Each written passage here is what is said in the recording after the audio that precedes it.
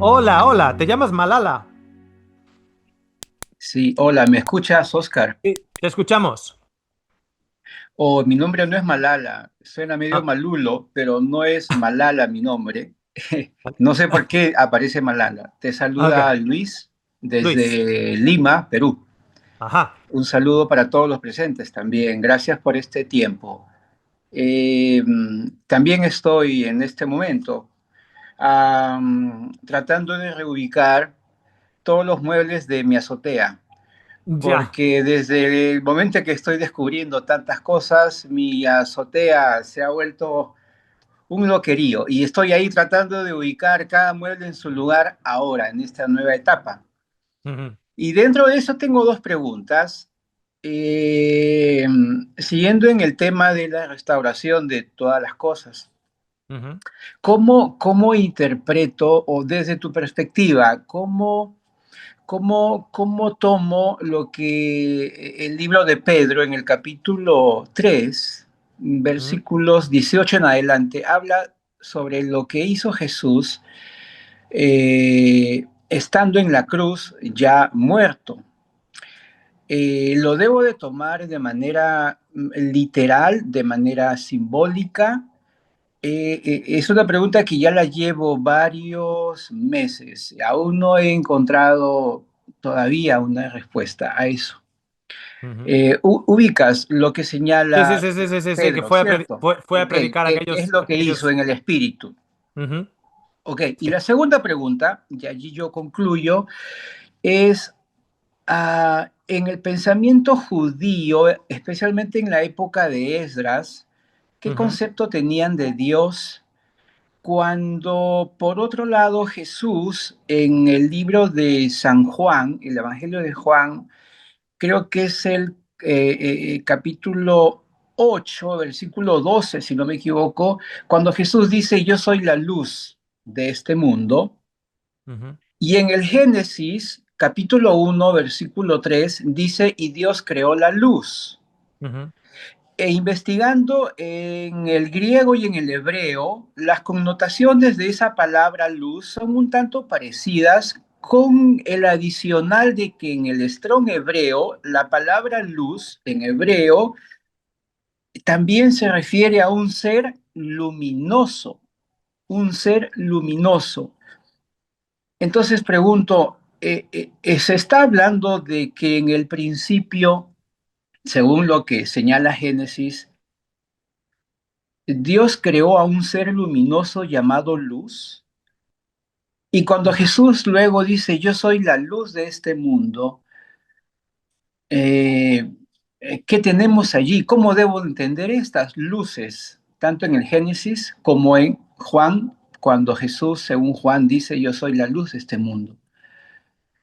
Ujú. Y por otro lado, Juan dice también, en el principio era el verbo y el verbo era Dios. Al final, eso es lo que no logro ubicar. O sea, el verbo es Jesús, el verbo era Dios también, que es Jesús, que era Dios. La luz que fue creada con una connotación de ser luminoso, y cuando Jesús dijo también, yo soy la luz, eso es lo que no logro entender. Sí, sí, sí, sí, si puedes, me ayudas.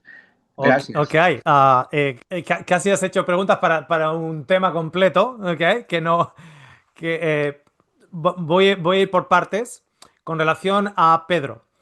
Estamos hablando de Jesús que fue a ministrar, a predicar el evangelio a aquellos que perecieron anteriormente, incluido aquellos del diluvio, etcétera, etcétera. ¿Ok? Eh, un número de cositas primero a la hora de entender parte de los comentarios que usa Pedro. Hay una obra judía que se encuentra en las copias que se encontraron en el Mar Muerto en 1950 o algo así, los escritos de Qumran del Mar Muerto, donde siempre se habla, por ejemplo, de que ahí se encuentra la versión prácticamente completa de Isaías, etcétera, etcétera, pero, los libros santos del Antiguo Testamento. Eso es cierto, Lo que también hay algunos, o porque no lo conocen, o porque convenientemente prefieren no decirlo, es que aparte de esos libros, también otros libros que también están considerados libros inspirados, o sea, porque está la diferenciación entre un libro canónico y un libro inspirado. El hecho de que haya libros que no hayan entrado en el canon judaico o el Tanaj no significa que los libros no sean inspirados. De la misma manera como, por ejemplo, la obra de el Shepherd o el Pastor es un libro considerado en la literatura cristiana inspirado, pero no canónico. ¿Ok? Entonces, los libros que se encuentran en el Mar Muerto son libros inspirados y de todos ellos, o considerados inspirados dentro del judaísmo, muy posiblemente enterrados ahí o resguardados ahí por los esenios, y parte de esos libros son parte también del canon, como puede ser el libro de Isaías o fragmentos que tienen de dos capítulos de Daniel, etcétera, etcétera. Y los otros libros inspirados que son de lectura judaica. Hay un libro que ha influenciado tremendamente en mucha de la teología del Nuevo Testamento. De hecho, el libro de Judá, de Judas, um, en el Nuevo Testamento, tiene 5 referencias a este libro. 5. Y uno puede decir, ¿5? Pero si el libro de Judá tiene solo un capítulo y no es un capítulo muy largo, pues tiene 5 referencias. Y no solo tiene 5, sino que una de esas 5 referencias es verbatim. Significa que está literalmente citando el libro. ¿Ok? Otro libro que también incluye referencias a este libro que te voy a decir el nombre, ¿ok? Que es un libro inspirado. Cuando digo inspirado es de acuerdo al judaísmo. El judaísmo lo considera un libro inspirado. ¿Ok? Otro libro es precisamente secciones de la epístola de Juan. O sea, la epístola de Pedro, ¿ok? Y una de ellas es esa sección que me acabas de decir, de ir a la ultratumba y predicar a aquellos, sobre todo aquellos que estuvieron con el tema de- del diluvio, incluso a las almas antes del diluvio, etcétera, etcétera, etcétera. Bueno, el libro este, inspirado según los judíos, que también se encuentra a la par en las mismas vasijas donde se encuentra el libro de Isaías canónico, es el libro de Enoch. ¿Ok? El libro de Enoch. El libro de Enoch es toda una exposición que surge a raíz de Génesis capítulo 6, donde habla de que las mujeres, las hijas de los hombres se juntaron con los hijos de Dios, etcétera, etcétera. Y hay toda una exposición. Lo que se llama la angeliología o el estudio de los ángeles viene del libro de Enoch, tanto en el catolicismo, ¿ok? Como aquellos que estudian los diferentes aspectos de la angelología. 5 referencias y una de ellas textual del libro de Judas. El libro de Judas es en ¿cuántos versículos tiene el libro de Judas? Solo un capítulo. Y hay 5 referencias al libro de Enoch. El libro de Pedro también. Ahora, si tú lees la Biblia, y es muy difícil no hacerlo, con una idea preconcebida, tú vas a leer esos versículos de una u otra manera. Si tú crees que cuando una persona muere va a, va a la ultratumba y está ahí, digamos, retenido en el Hades, porque el Hades no es solo un lugar de ultratumba, sino el Hades también es una figura mitológica en la cual es la guardiana de la ultratumba. De hecho, el infierno, la palabra infierno, ¿ok? Viene del concepto germano. En inglés se llama, al infierno se le llama hell, ¿ok? Con dos L's, pero hell con una L es precisamente el espíritu del lugar del fuego germánico. De ahí viene la palabra hell o infierno. ¿Ok? Entonces, que en el griego era el Hades, que era esa mitología cuidando, digamos, aquellos de la ultratumba, del lugar de los muertos, de las almas, etcétera, etcétera, etcétera. Si tú tienes eso, lo vas a leer a Pedro de una manera. Si tú crees que cuando una persona muere, esa persona se va a dormir hasta la resurrección y no ha ido a ningún lado y está dormida, sin conciencia, sin nada, pum, como que se ha apagado la batería, y no hay nada, no hay memoria de ello, no, etcétera, etcétera, etcétera, tú vas a leer ahí de otra manera diferente.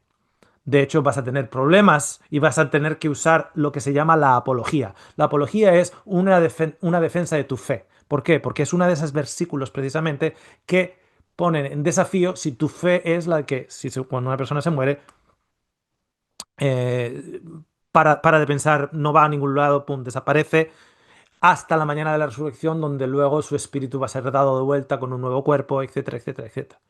Entonces, ¿cómo se interpreta ese versículo si tú lo lees ya con esa teología de anticipación? Tú lo vas a leer desde el punto de vista en el cual tú ya vas a tener los brazos así levantados, ¿ok? Porque ahora te vas a tener que pelear con el versículo en lo que se llama la apología, ¿ok? Apologética, en la cual tienes que, ¿cómo yo mantengo mi doctrina cuando ahora me parece que Jesús está yendo a predicar a conciencias que no lo conocieron de antes, pero que ahora lo van a conocer? Mientras que si vas con el otro concepto que te decía del Hades, etcétera, etcétera, o de que hay personas o que las personas mueren y van o para arriba o para abajo, y ahora Jesús, como es el Salvador del mundo, pues ha ido hacia abajo para predicar a aquellos que no sabían anteriormente de él, pues lo vas a leer de otra manera. Uno lo va a leer como apología, cómo doy explicación a este versículo, el otro lo va a leer como confirmación a su creencia. Es el mismo versículo. Lo que quiero decir con ello es lo siguiente. Esos versículos, en particular en Pedro, son, cuando tú lees Enoch, sobre todo el primer volumen de Enoch, ¿ok? Yo no recomiendo Enoch leerlo porque sea verdad. No, no. A ver, es un libro eh, inspirado según los judíos, para ellos, ¿ok? Yo creo que el autor de Enoch se fumó unos cuantos porros antes de escribir el primer volumen, por lo menos. Unos cuantos porros, ¿ok? Pero cuando lo lees, te das cuenta de dónde viene, de qué está hablando Pedro. Entonces, ten en cuenta que esos escritos que se han alzado, o es que se volvieron a descubrir en 1950, ¿no? Los escritos del Mar Muerto. Esos son resguardados en esas vasijas aproximadamente en el siglo primero antes de Jesucristo. En el siglo primero antes de Jesucristo. En la época de Jesucristo, ¿ok? En la época de Jesús, en Galilea, el libro de Enoch es un libro espiritual. Las personas las personas en Judea y en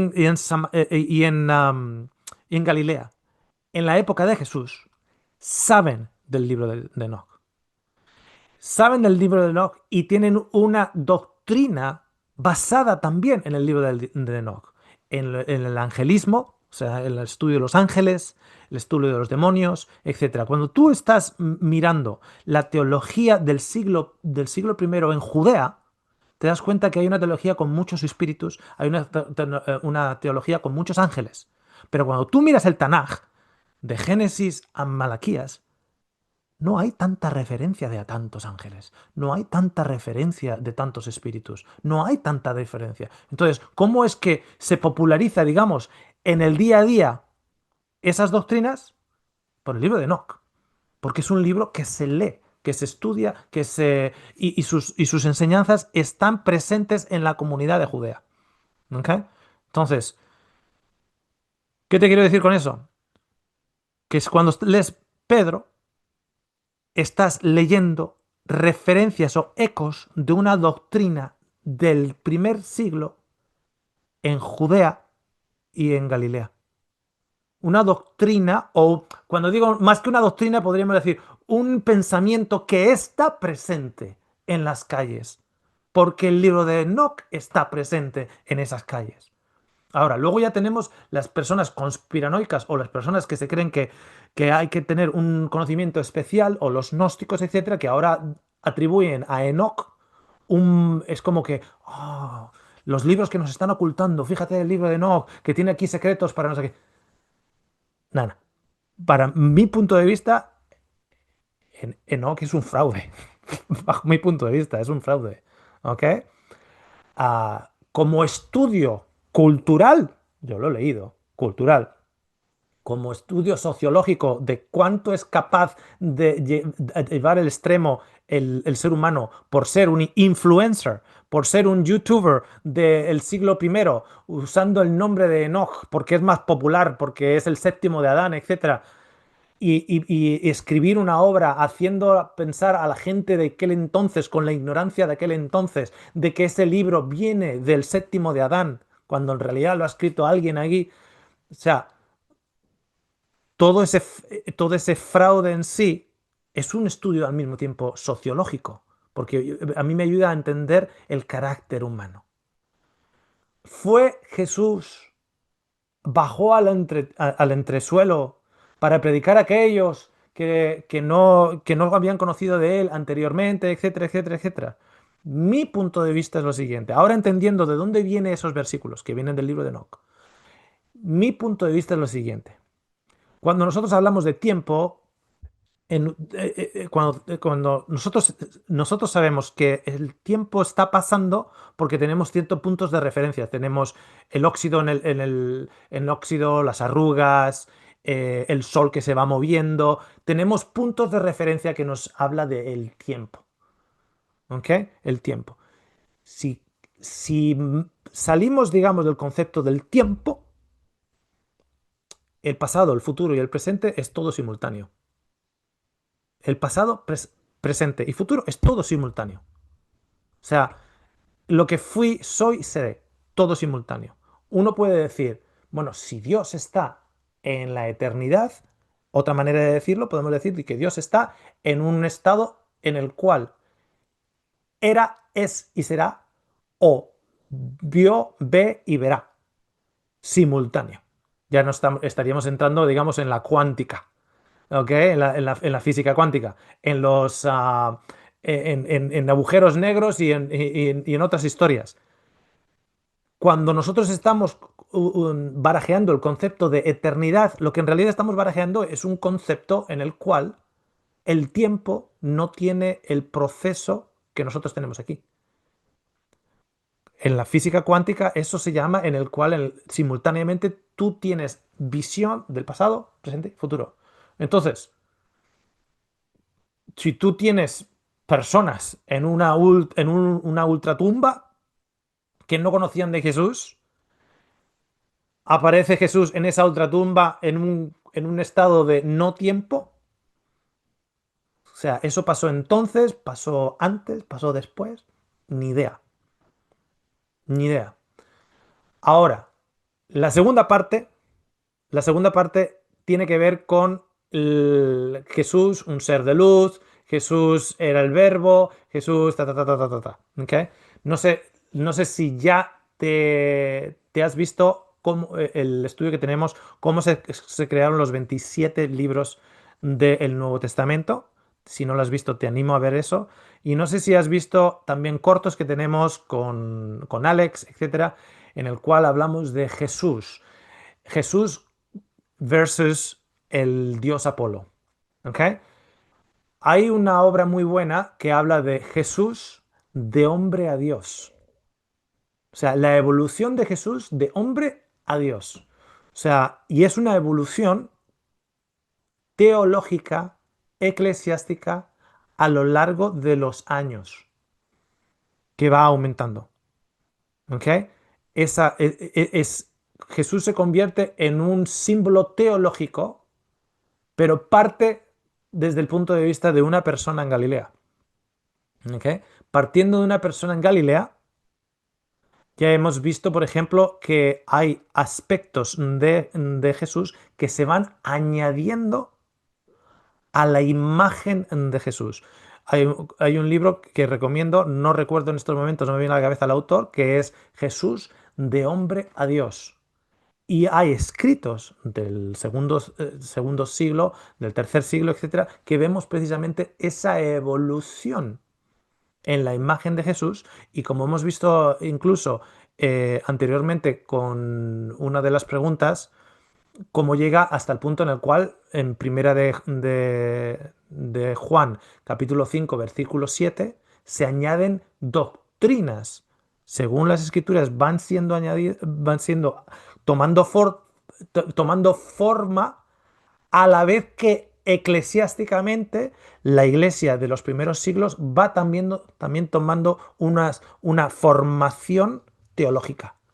Entonces, la formación teológica que la iglesia está tomando se empieza a ver reflejada en textos en el canon bíblico. De la misma manera que según la imagen de Jesús se va agrandando dentro de la mística, también se van añadiendo esos versículos simultáneamente en ese canon. No nos olvidemos de que el canon bíblico no se cierra hasta el 300, ¿cuánto dijimos? 380 y algo. ¿Ok? Ver el estudio si no lo habéis visto. Estamos hablando del siglo cuarto que se cierra el canon. Siglo cuarto. Y el canon lo cierra un papa. Significa que ya hay un papado. El canon lo cierra un papa, ya hay un papado. Ya hay una iglesia en Roma. Ya hay un establecimiento. Y por mucho que le duela a los protestantes, nosotros a día de hoy tenemos una Biblia, no por el dedo de Dios, sino por el dedo de la iglesia. Y es lo que es. Y además, por mucho que nos duela, hay una progresión en el texto. Y no es una progresión de un día para otro, de una década para otro. Hay una progresión en el texto, un engordamiento de conceptos teológicos donde incluye la persona de Jesús. Y también hay un engordamiento en ese concepto teológico según la iglesia está creciendo en sus conceptos teológicos y en sus propias discusiones internas teológicas que tienen entre ellos y conclusiones después de concilio, concilio y concilio. Fijaros que el concilio de Nicea en el 319 o 321, 321 creo que fue, 319, 321, es el de Nicea es anterior a que todavía tengamos una Biblia. O sea, ya tenemos concilios y todavía no tenemos Biblia. O sea, quiero que usemos la cabeza al respecto. No tenemos Biblia y ya tenemos concilios. O sea, la Biblia no viene anterior a los concilios, la Biblia viene posterior a los concilios, donde esos concilios, ¿qué se discute? ¿Qué es apostasía? ¿Qué no es apostasía? ¿Qué es doctrina? ¿Qué es santa doctrina? ¿Qué no es santa doctrina?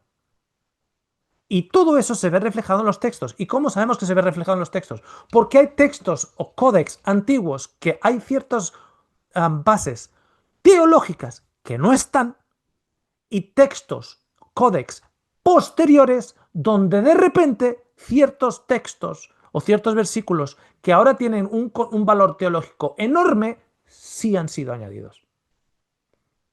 ¿Ok? Entonces, os recomiendo ese libro. Si me acuerdo del autor, lo pondré en los comentarios en YouTube. Jesús de Dios, perdón, de hombre a Dios. Y básicamente lo que hace es un estudio de cómo la iglesia pasa de un puñadito de personas con un evangelio, unas buenas noticias muy, muy simple, cómo inicialmente la iglesia, de hecho, tiene el concepto de la apocatástasis, en el cual no hay diferencia entre romano, griego, judío, etcétera, etcétera, y es la restauración de toda la humanidad, y cómo eso se va volviendo más apostasía según el núcleo eclesiástico va creciendo. ¿Ok? Y con ello, el estandarte de la imagen mística de el Jesús histórico. ¿Ok? O sea, tenemos el Jesús histórico, ¿ok? Eso es irrefutable, pero cómo le van engordando y cómo el gnosticismo es parte de ese engorde. El gnosticismo es información secreta, ¿ok? Información que solo los iluminados tienen. Y cómo el gnosticismo también encuentra tentáculos en esos procesos de concilios eclesiásticos entre el siglo segundo, tercero, cuarto, quinto, sexto y hasta la Edad Media. ¿ok? Hasta la Edad Media.